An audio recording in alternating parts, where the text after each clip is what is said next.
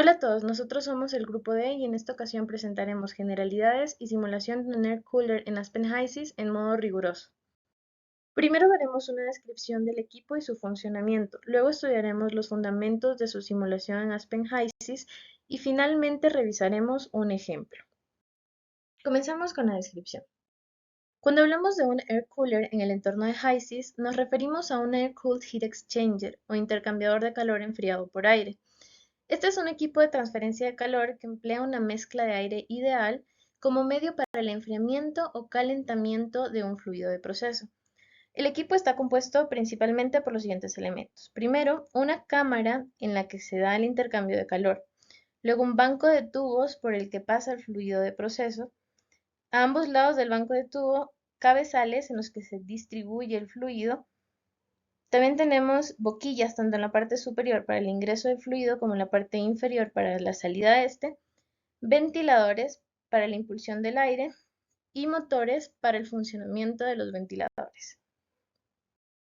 Algunas ventajas del uso de air coolers con respecto a otros intercambiadores son: primero, el hecho de que no requiere agua, por lo tanto suele ser utilizado en lugares con climas áridos o donde no hay mucha disponibilidad de agua. Necesita poco mantenimiento, su costo de operación es bajo y es un equipo flexible. Entre sus desventajas tenemos un costo inicial alto, el hecho de que su capacidad de transferencia de calor se ve limitada por las condiciones del aire ambiente, que es el que generalmente se utiliza, y la vibración y ruido derivadas del uso de ventiladores. En cuanto a su clasificación, esta puede realizarse de diferentes maneras, por ejemplo, por los tubos. Tenemos air coolers con tubos sin aletas o tubos desnudos en los que la eficiencia es baja, otros con tubos con aletas, en los que las aletas están unidas a los tubos, como se muestra en esta imagen, y en los que hay mayor eficiencia, y los más utilizados que son los tubos con aletas en espiral, en los que las aletas envuelven a los tubos alrededor de toda su longitud. Estos son los que tienen la mayor eficiencia.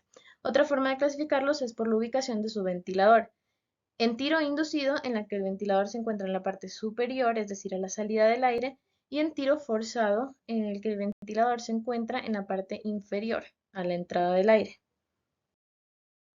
El equipo funciona de la siguiente manera. Tenemos que el fluido ingresa por la boquilla superior, luego pasa por el banco de tubos y sale por la boquilla inferior del equipo. El lado de ingreso y salida del fluido va a depender de los pasos por el tubo. Por ejemplo, en la imagen que vemos en la pantalla, son 2 pasos por los tubos, por el banco de tubos, por lo tanto, ingresa y sale por el mismo lado, por el mismo cabezal.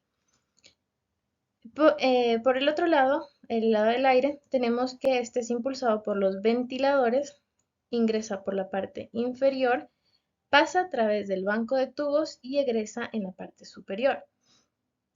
La transferencia en este caso se da cuando el aire atraviesa el banco de tubos y se da por convección debido al flujo de aire y la conducción derivada de las aletas.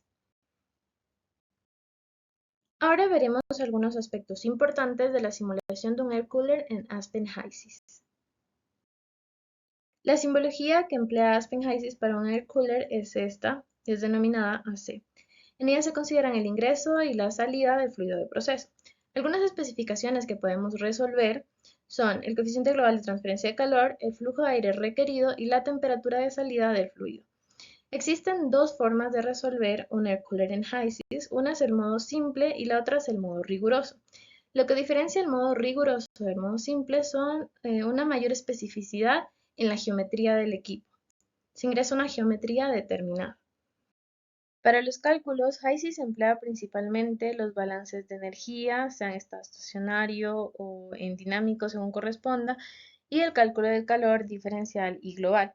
Los datos que generalmente son ingresados para la simulación son el modo en el que se trabaja, si es estacionario o dinámico, información de la corriente del proceso, la configuración del equipo y la caída de presión que está relacionada con el flujo, para obtener resultados como el calor, la diferencia logarítmica media de temperatura, el coeficiente global de transferencia de calor, la temperatura ya sea de fluido de proceso o del aire y el flujo de aire requerido. según los datos que se ingresen. A continuación presentaremos un ejemplo y un ejercicio propuesto. Entonces, el ejercicio nos dice lo siguiente. Se requiere enfriar 3.300 libras mol por hora de una mezcla compuesta por 0.57 molar de metacileno, 0.25 de paracileno y 0.18 de tolueno, que se encuentra a 176 grados Fahrenheit y 2.7 PSIA. Para ello, se pretende utilizar un enfriador de aire, que es un air cooler justamente, de acero al carbono de configuración forzada, al cual ingresa un flujo másico de aire de 200.000 kilogramos por hora a 77 grados Fahrenheit y 101.3 kilopascales. Para ello se presentan justamente estos parámetros conjuntamente con sus valores que son para la geometría del equipo, y se nos pide determinar la presión y temperatura de la corriente del proceso, la temperatura de salida del aire, la carga total de calor, la superficie efectiva y la caída de presión en el lado de los tubos y en el lado del aire. Entonces, para ello vamos a ver una nueva simulación en HYSYS. Recordemos que primero debemos colocar los componentes, entonces para ello vamos a añadir justamente el metacileno, también el paracileno y el tolueno. Una vez que tenemos listos, continuamos con el paquete termodinámico. Vamos a agregar el paquete Penn-Robinson porque estamos trabajando con compuestos orgánicos. Continuamos en la simulación y en la simulación dentro de nuestro Moodle Palette podemos encontrar el Air Cooler justamente como equipo de transferencia de calor, es este de aquí, o si no se lo puede buscar directamente como Air Cooler y nos aparece directamente. Entonces este es el equipo.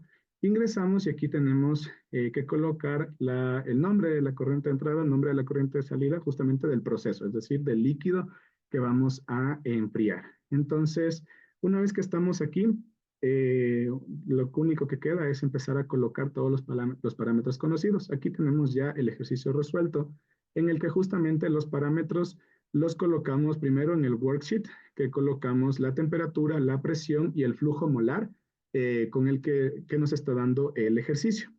Una vez que tenemos listo esto, también colocamos la composición, que la podemos encontrar dando doble clic al flujo molar, o también la obtenemos yéndonos a la parte izquierda en composition. Vemos que la entrada y la salida tienen la misma composición debido a que no hay ningún tipo de transferencia de masa ni reacción. Es simplemente una transferencia de calor.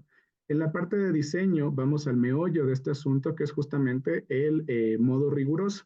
Entonces aquí por defecto nos va a salir el Air Cooler Simple Design. Sin embargo, nosotros debemos cambiar el Rigorous Air Cooler y una vez que cambiemos el Rigorous Air Cooler se nos va a cambiar toda la pantalla que está aquí, desplegándose esta tabla que se encuentra aquí, que son las condiciones de diseño. La parte del Tube Side ya va a estar hecha debido a que ya pusimos nuestros datos en el worksheet, pero la parte del aire debemos hacerla nosotros. Entonces, del lado del aire vamos a poner justamente el flujo másico, la temperatura de entrada y la presión de entrada, que son datos del ejercicio. Y a continuación, en la parte superior derecha, vemos que tenemos esta ventana del Rigorous Air Cooler, que en esta zona va a ser justamente donde vamos a tener la geometría. Aquí en Exchanger Geometry, vamos a tener toda la parte de la geometría. Para esto de aquí es donde debemos apoyarnos con eh, con los datos que nos da el ejercicio, que en este caso, por ejemplo, el número de bahías por unidad, que es el number base per unit, nos decía que era 10, entonces vamos colocando, ¿no? Así en todo, por ejemplo, el tipo de configuración, se hablaba por acá que era forzada, justamente configuración forzada. También tenemos los tubos, cuál es la longitud de los tubos, cuáles son los diámetros de los tubos, vamos a tener que también poner el número de pasos, número de filas, número de tubos y todos estos datos que en este caso se pusieron por default, sin embargo están dados en el ejercicio. Una vez que tenemos esto, ya habríamos completado la geometría. Sin embargo, podemos ver la geometría de una manera más completa en la parte de acá abajo, en View EDR Browser. Entonces, damos clic aquí y en la pestaña del HYSYS se va a visualizar justamente aquí.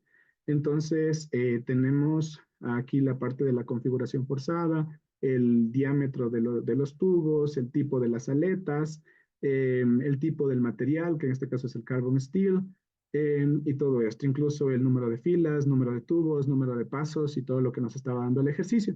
Entonces, en esta zona, por ejemplo, si es que un dato no estuviera completo, que por ejemplo no tenemos el número de filas.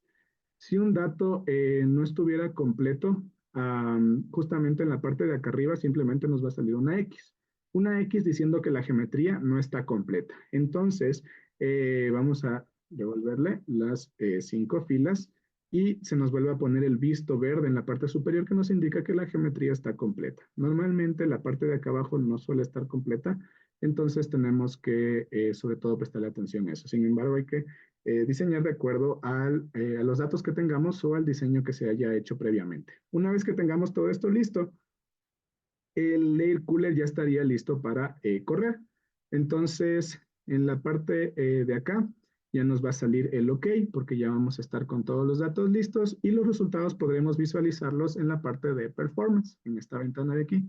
Entonces, en el performance vamos a poder ver todos los resultados obtenidos, como por ejemplo el LMTD, el coeficiente global por el área, la temperatura de la alimentación, la temperatura del producto, la temperatura del aire de entrada, temperatura del aire de salida y todos estos parámetros. Además, también parámetros del intercambiador aquí en el Rigorous Air Cooler en la parte de Result Summary.